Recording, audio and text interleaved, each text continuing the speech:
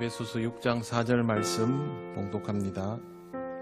또 아비들아 너희 자녀를 노엽게 하지 말고 오직 주의 교훈과 훈계로 양육하라. 아멘. 네, 오늘은 어린이 주일입니다. 제가 어린이 주일 말씀을 준비하면서 어린이 주일에는 우리가 어린이들한테 가서 예배를 같이 드리는 게 맞지 않나라는 생각이 불현듯 들었습니다. 현실 가능성은 별로 없는데 아이들 어린이 주일 되면 어른들 예배당에다 불러 모아놓고 그 앉아있는 표정 보면 되게 힘들어 보이거든요. 그래서 언젠간 때가 되면 어린이들을 무게중심이 어린이들에게 맞추어져 있는 그런 예배를 드리는 시절도 오지 않을까라는 생각을 해봅니다. 자녀를 어떻게 양육할까 하는 것은 부모로 살아가는 모든 사람의 숙제입니다. 그런데 이게 정말 어렵습니다. 그래서 실제로 많은 부모들이 양육에 대해서 사실상 실패를 맛봅니다. 그리고 이 실패로 인하여 얻어지는 결과들은 때로는 전화위복이 되는 경우도 있지만 참담한 결과로 이어질 때도 많습니다. 최근에 일어나는 일련의 대형 사건들 중에 젊은 연예인들이 많이 나왔습니다. 그 사람들에게 아주 두드러진 현상이 있는데 그것은 바로 잘못된 가치관입니다. 출세하고 성공한 사람들이지만 도덕성에 있어서 치명적인 문제를 보였습니다. 버닝썬 사건으로 수사 중에 있는 가수의 아버지는 아들의 유명세를 이용해서 아들이 조금 유명해지면서부터 사업을 함께 급속도로 확장시켜서 온 가족이 이런 류의 사업에 매달렸습니다. 돈 잘 버는 거는 물장사하면 잘 된다라는 이야기는 다 알고 있지만 아무도 함부로 그렇게 시작하지 않습니다. 근데 이 집은 그러지 않았습니다. 온 가족이 매달려서 이런 분야에 몰두했습니다. 또 한 가수의 아버지는 대학 교수로 알려져 있습니다. 그런데 대학 교수는 자기가 하고 있던 사업을 아들에게 물려주면서 시작한 것이고요. 원래는 우리나라에서 제일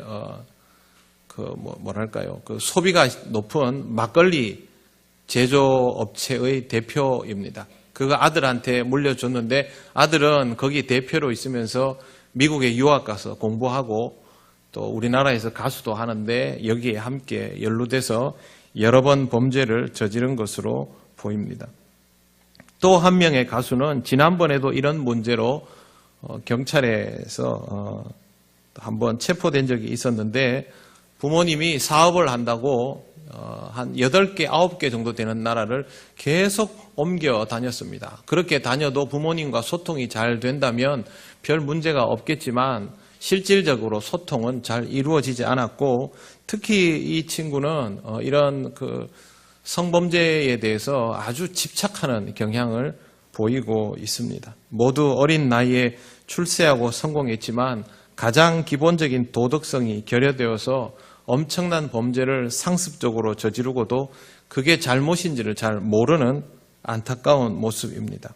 아무리 부인해도 이 젊은이들의 부도덕한 행태는 결국 부모의 잘못된 양육이 원인이라 할 수 있습니다. 우리나라에서 가장 유력한 언론사 사주의 가문은 더합니다. 한 사람은 장자연 사건, 한 사람은 김학의 사건, 또 한 사람은 자기 아내가 자살을 하는 그런 사건도 있어서 최근에 탐사 보도에서 나오기도 했습니다. 증언에 의하면 엄마가 자살하고 장례를 치른 날 자식들이 집에 와서 웃었다라는 기사의 증언까지 있었습니다. 이 언론사 사장의 10살 손녀는 57살인 기사에게 야, 너 소리를 거듭했고 결국 한마디 말대꾸했다가 해고를 당했습니다. 아이 엄마도 똑같았습니다. 며칠 전 대한항공 모녀가 법정에 섰습니다. 엄마와 두 딸의 갑질 행태가 똑같았던 것으로 알려지는데 재판이 끝나고 엄마는 딸에게 미안하다라는 말부터 했습니다. 과거에 있던 일이죠. 맥값을 주고 야구방망이로 사람을 두들겨 팼던 재벌 2세를 기억하실 겁니다. 이런 일들은 많습니다. 다 자식 교육을 잘못시킨 것이죠. 모든 재벌들이 다 그런 것은 아니지만 상당히 많은 재벌 자녀들, 후손들에게 이런 문제가 있습니다. 모든 것을 가진 듯해도 잘못 교육을 시킨 것입니다. 우리 자녀들은 괜찮을까요? 돈이 그렇게 많지 않아서 권력이 없어서 잘못을 저지르고 나면 비호받을 만한 배경이 없어서 그런 짓을 안 하는 것은 아닐까요? 만약에 그럴 만한 돈이 있고 그럴 만한 권력이 있고 무슨 짓을 해도 빠져나갈 수 있는 능력이 된다면 그때도 우리의 자녀들은 지금처럼 얌전하게 그렇게 자라줄까요? 저는 장담할 수 없다고 생각합니다. 왜 그러냐 하면 우리나라 가정 대부분이 자녀 교육에 실패를 많이 맛보고 있기 때문입니다. 세월이 가서 우리가 자식을 도와줄 수 없게 되었을 때에 자녀의 참남한 모습을 보고 싶지 않다면 이 부분을 아주 심각하게 생각해야 합니다. 자녀 교육의 어려운 숙제를 어떻게 풀어갈 수 있을까요? 성경 말씀을 차근차근 따라가 보겠습니다. 제일 먼저 나오는 것이 자녀를 노엽게 하지 말라는 것입니다. 이 말은 현재 명령형으로 반복적인 행위를 규정합니다. 즉 부모가 자식을 노엽게 하지 말아야 하는 일은 어떤 특별한 경우에만 해당되는 것이 아니라 모든 상황에서 항상 그렇게 해야 하는 일이다라고 기록이 되어 있습니다. 성경에서 노엽게 하지 말라라는 말은 폭발하게 하지 말라는 뜻입니다. 폭발물은요, 충격을 주거나 화기를 갖다 대면 터집니다. 하지만 그냥 두면 폭발하지 않습니다. 자식도 마찬가지입니다. 자꾸 두드리고 분노가 차오르게 하고 실망시키고 그러면 폭발하는데 사춘기에 이런 일들이 많이 생깁니다. 더 일찍 폭발하는 아이들도 있습니다. 아주 어릴 때부터 신경질적인 아이들이 있습니다. 이 아이는 불만이 많다는 겁니다. 그리고 이 불만의 근원은 대부분 부모의 사랑과 관심과 배려가 부족한 데서부터 비롯됩니다. 신경질을 잘 내는 부모라면 아이는 10중 8구 이럴 가능성이 높습니다. 당하고만 살 수 없지 않습니까? 자식을 무시하는 부모에게서도 자녀들이 이런 행태를 보입니다. 부모가 자식을 너무 몰라도 그렇고 대처법이 안 좋아도 자식은 신경질이 쌓이고 일찌감치 화내는 것이 습관이 되어버립니다. 신경질 내는 것은 자식의 항변입니다. 아무리 원하는 걸 들어주어도 한번 만들어진 습관은 쉽게 사라지지 않습니다. 보통 보면 그런 얘기들 합니다. 우리 집의 아이는요, 좋은 걸 아무리 사줘도 그때뿐이에요. 근본적인 문제를 해결하지 않고, 오늘 어린이날이죠. 어린이날 같을 때, 오늘 아마 마트에 가면 줄을 서서 있습니다. 애들은 오늘 내 날, 오늘 부모님으로부터 다 뽑아내지 못하면 실패죠. 그런데요, 그렇게 해도 소용없습니다. 어릴 때 신경질을 내던 아이는 사춘기가 되면 신경질의 수준을 넘어서 부모에게 공격적인 성향을 보이기도 합니다. 서울대병원 강남센터 정신의학과 윤대현 교수에 따르면 사춘기가 되면 부모로부터 심리적 독립을 이루기 위해서 그동안 순응했던, 받아들였던 부모의 논리에서 벗어나기 위해서 화를 낸다고 합니다. 이건 나쁜 거 아닙니다. 지극히 정상적인 것이고 독립하려고 하는 것입니다. 그런데 이때 자식과의 대화가 없으면 이제 문제가 생기는 것이죠. 이런 시절에 윽박질러 버리면 자식은 퉁겨 나갑니다. 부모는 화를 내기보다는 오히려 화내는 자녀의 이야기를 들어주면서 그동안 해왔던 나는 맞고 너는 틀리다의 논리에서부터 먼저 자유로워져야 합니다. 만약 이게 안 되면 자식은 자기 나름대로의 가치를 정립하지 못하고 분노로 사춘기를 보내면서 방황해버릴 가능성이 높습니다. 당연히 가치관이 제대로 설 수가 없겠지요. 도움은 친구한테만 청할 수 있으니까.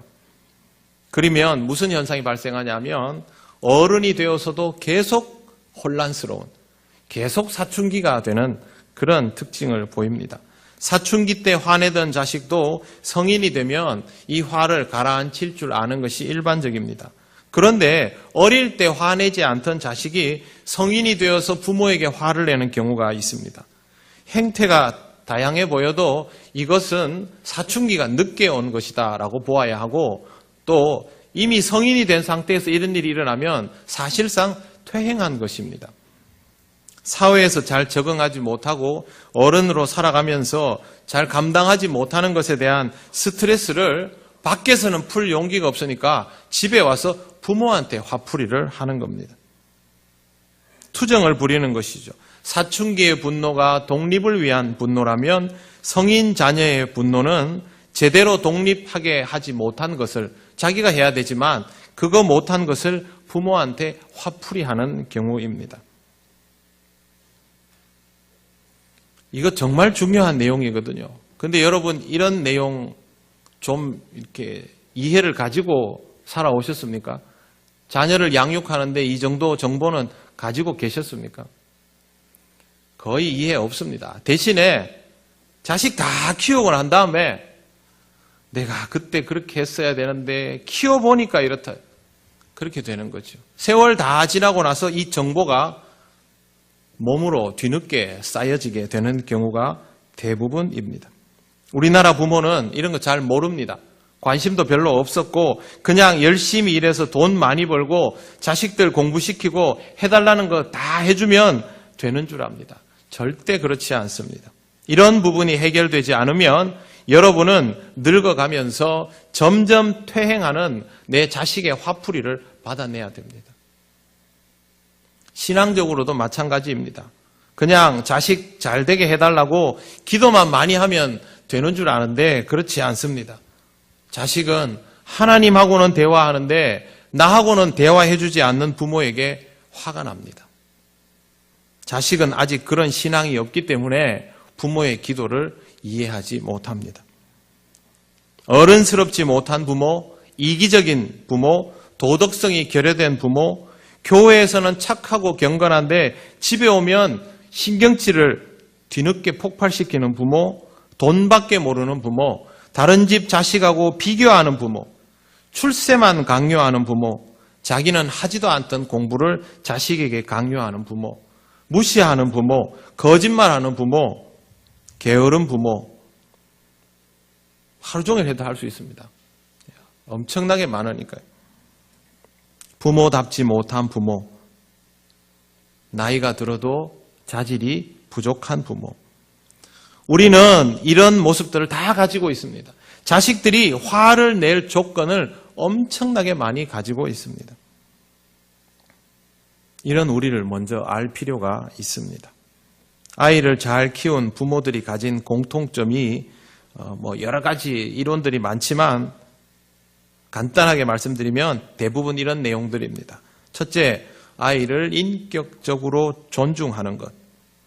넌 아이, 난 어른, 넌 내 말 들어야 되고 말대꾸하지 말고 그게 아니라 인간 대 인간으로 대화하는 것. 이게 제일 기본입니다. 두 번째, 아이만의 특별한 재능을 이해하는 겁니다. 아이를 깊이 이해해야만 이게 가능합니다. 우리 애가 하루 종일 뭐 하고 사는지를 모르면, 어떤 습성이 있는지를 모르면, 어떤 부분에 강점이 있는지, 어떤 부분에 약점이 있는지를 모르면 자기 아이의 재능을 인정할 수 없습니다. 사회가 원하는 잣대로만 아이를 평가하는 부모, 남들이 성공한 것으로 자기 자식을 재단하려고 들면 절대 이거 못합니다. 세 번째, 아이가 존경할 수 있는 부모가 되는 것입니다. 부모의 인품이 자식의 입장에서는 자랑스러워야 합니다. 적어도 자식 보기에 부끄럽지 않아야 합니다. 인격적이어야 합니다. 가르침을 주는 부모는 존경받아도 돈 주는 부모는 존경 못 받습니다. 네 번째, 어려운 과제를 극복해 나갈 수 있도록 격려해 주는 것입니다. 가장 힘든 순간에 격려와 지지를 보내주는 부모. 다시 한번 해볼까? 여기까지는 좋았는데 다시 한번 해볼까? 또 해보면 되지 않을까? 네가 이거 할 수 있겠나? 되지도 않은 일 시작도 하지 마라. 아주 쉽게 뱉는 말이지요. 그러나 이런 말 한마디가 자식에게 있어서 정말 그 길일 수 있는 꿈을 꺾어버릴 수 있습니다. 예전에 이런 말 하는 부모 많았습니다. 때려쳐라.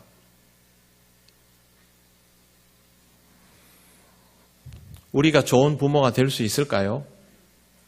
잘 할 수 있습니다. 왜 그러냐 하면 우리에게는 하나님의 말씀이 있기 때문입니다. 오늘 말씀은 바울이 에베소 교회에 보내는 편지 중에 있는 내용입니다. 바울은 자녀를 대하는 방법에 대해서 이렇게 말합니다. 오직 주의 교훈과 훈계로 양육하라.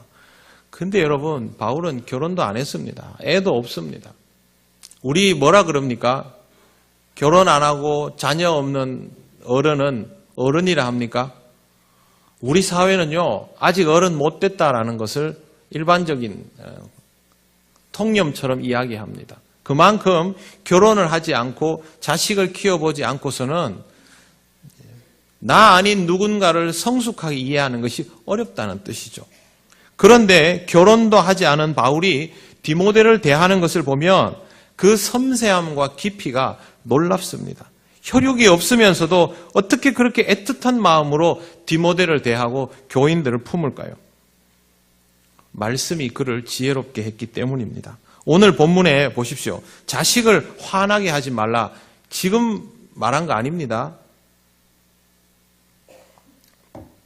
2000년 전에 한 얘기입니다. 2000년 전에 자식은요, 미성숙함 그 자체, 1인분도 되지 않는 노동력입니다. 쓸모가 없는 거죠. 자식을 화나게 하지 말라, 이런 말 하지 않습니다. 이 시대는. 여러분, 지금 인터넷에 들어가가지고 이와 비슷한 표현을 쳐보십시오. 우리나라에 이런 표현 안 나옵니다. 아이에게 화내지 말라는 많지요. 자식을 열받게 하지 말라는 내용은 없습니다. 왜? 이런 관념 자체가 없어요. 그런데 2000년 전에 결혼도 안 한 바울이 이렇게 말을 합니다. 도대체 어떻게 바울은 이걸 생각해냈을까요? 정말 진보적이고 혁신적인 표현입니다. 주님을 닮았기 때문입니다. 주의 말씀을 배우고 익히면서 주님처럼 사랑하고 주님처럼 다른 사람을 생각하면서 살았기 때문에 가능한 일입니다. 예수님은 바리새인과 서기관, 대제사장에게는 화를 내고 그렇게 했는데도 사고친 베드로, 배신한 베드로, 배신할 가룟 유다한테는 그렇게 안 하고 안타까워하셨습니다. 특히 베드로에게는 배신을 하게 될 것인데 그 이후에 사후 처리를 잘해서 다른 사람들 품어주라는 말까지 하셨습니다. 넌 실패할 거야. 하지만 그 뒤부터 잘하면 돼. 누가복음 22장 31절 32절에 이렇게 되어 있습니다. 제가 읽어보겠습니다. 시몬아 시몬아 보라 사탄이 너희를 밀가부르듯 하려고 요구하였으나 그러나 내가 너를 위하여 내 믿음이 떨어지지 않기를 기도하였노니 너는 돌이킨 후에 내 형제를 굳게 하라. 부모가 자식한테 이런 마음 가지고 있으면 다 되지요. 갈릴리에서 베드로를 다시 만나셨을 때도 예수님은 결코 나무라지 않았습니다. 그러나 기어이 가르침을 주십니다. 내가 너를 사랑하느냐라는 이 곤혹스러운 질문을 3번이나 하신 이후에 베드로의 확실한 대답을 듣고 내 양을 먹이라 하면서 다시 기회를 주십니다. 이게 주님의 방법입니다. 자식을 결코 실망시키지 말라는 바울의 가르침이 그냥 나온 것이 아님을 우리는 눈여겨보아야 합니다. 다 주님께 배운 것입니다. 우리나라 사람 중에 좋은 환경에서 좋은 부모 만나서 인격적으로 교육받고 성장한 사람이 얼마나 될까요? 지금 우리나라에 하루에 50분, 많이도 아닙니다. 50분, 밥 먹는 시간 2개만 합쳐도 50분 됩니다. 이 50분 동안 얼굴 자식과 마주하고 대화하는 가정이 30%가 안 됩니다. 예전엔 더 안 좋았겠죠. 우리나라는요, 경제적으로 여건이 좋지 못했고, 성차별도 심했고, 어린이가 존중받지도 못했고, 그랬습니다. 그리고 격동의 20세기를 겪었지 않습니까? 저는 우리나라에서 양질의 가정 환경에서 자란 사람 10%도 안 된다고 생각합니다. 그럴 수가 없었어요. 그렇다면 우리 중 대다수는 성장하면서 제대로 된 양육을 받지 못한 것이 사실입니다. 좌충우돌했습니다. 당연히 인생에 실패가 많았고 상처도 많았고 선입견도 편견도 많을 수밖에 없습니다. 열등감이 가득한 사람, 의심이 많은 사람, 공격 본능만 살아있는 사람, 돈밖에 모르는 사람 등등 우리가 접할 수 있는, 우리 스스로에게서 발견할 수 있는 다양한 캐릭터는 모두 좋지 못한 가정환경, 좋지 못한 사회환경에서부터 비롯된 것입니다. 이런 우리가 나이가 들었다고 해서 좋은 경험을 가진 스승으로 탈바꿈할 수 있을까요? 역전의 용사는 할 수 있을 겁니다. 그러나 대부분 어렵습니다. 지금 우리 사회에 보십시오. 양극화 현상이 정말 말도 못하게 심합니다. 원래 이상적인 것은요, 부모와 자식이 스승과 제자의 역할로 마주하는 것이 가장 이상적이죠. 그런데 우리나라 가정을 보십시오. 부모와 자식이 집에서 정치 이슈를 가지고 죽기 살기로 싸웁니다. 이제는 서로 아예 말을 안 합니다.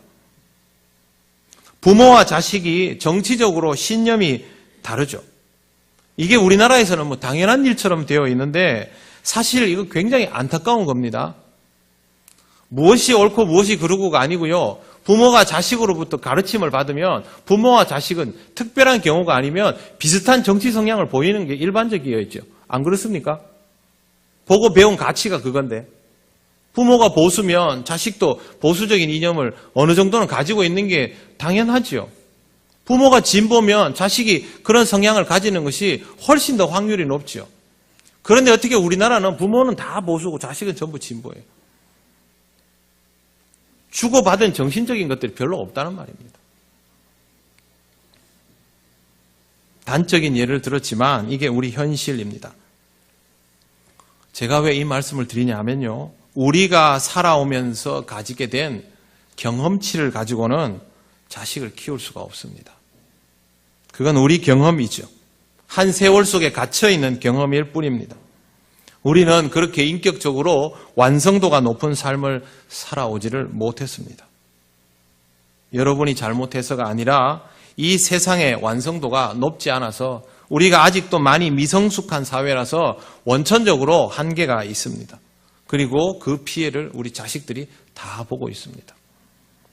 결국 우리는 바울처럼 주의 교훈과 훈계를 우리의 삶 속에 녹여서 우리 인생이 먼저 인격적이게 되고 성숙해져야 한다는 거죠. 그래야 우리 자식들에게 양육을 할 수 있습니다. 주님이 제자들을 대하듯이 말씀을 들으러 온 백성을 대하듯이 바울이 디모데를 대하듯이 자기를 막 비난하고 달려드는 머리 굵어지는 고린도 교회를 대하듯이 그렇게 할 수 있습니다. 우리의 경험이 부족하고 우리의 경험이 왜곡되어 있어도 우리 안에 가득한 주님의 말씀은, 주님의 사랑은 우리를 충분히 인격자로 만들고 양육자로 만들어 줄 것입니다. 자식을 사랑한다면, 정말 사랑한다면 지금부터 다시 시작하시기를 바랍니다. 여러분이 잘못했다면 자식은 아직 투정하는 어린아이와 같을 것입니다. 그러면 그 자식을 위하여 다시 어린아이의 부모가 되셔야 합니다. 우리 애는 나이가 아무리 들어도 아직도 어린아이인데 내가 언제까지 이 아이를, 내 자식을 어린아이 키우듯 해야 되나? 내가 또 육아를 해야 되나? 해야지요. 여러분 잘 아시다시피 저희 집에는 정신연령이 6살밖에 안 되는 25살 먹은 딸이 있습니다. 저는요, 평생 유치원애랑 사는 거예요. 당연히 그렇게 키워야죠. 내 아이가 6살이면 6살짜리에 맞게 키워줘야죠. 내가 언제까지 이 일을 해야 되나? 그건 내 아이 나이에 맞추는 거죠. 여러분의 자녀가 30살이고 40살이고 50살이면 무슨 상관입니까? 신앙적으로 내 아이가 10살도 안 됐으면 그 아이 위해서 기도해줘야지요. 스스로 기도 못하면 내가 해줘야죠. 다른 거 없습니다.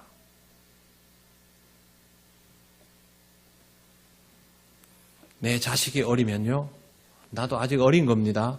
그러면 주님의 말씀을 내가 먼저 열심히 먹고 함께 자식과 함께 자라나 주어야 합니다. 내 자식이 크는 데 맞춰서 내가 어른이 돼줘야 내가 내 자식한테 신앙적인 교훈을 줄 수가 있죠. 하나님은 우리에게 이 숙제를 주셨습니다. 하나님은 이 과정을 통하여 여러분과 여러분의 자녀를 모두 성장하게 하실 것이고 그것이 여러분의 가정을 안정화시킬 겁니다. 그러면 당연히 여러분의 가정은 하나님이 허락하시는 복된 가정, 행복한 가정이 되는 것이고 여러분의 가정이 행복해야 우리 교회도 행복한 교회가 됩니다. 교회만 행복하고 가정은 행복하지 않은 경우 없고요. 가정만 행복하고 교회는 행복하지 않은 경우도 없습니다.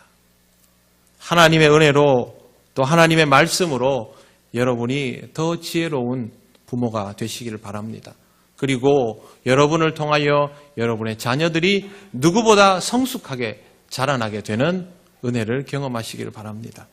하나님께서 여러분의 가정에게 더 귀한 것을 허락하여 주시고 이 땅에 꼭 필요한 사람들로 살아갈 수 있도록 또 수고한 부모로 하여금 기쁨을 누릴 수 있도록 역사하여 주실 것입니다.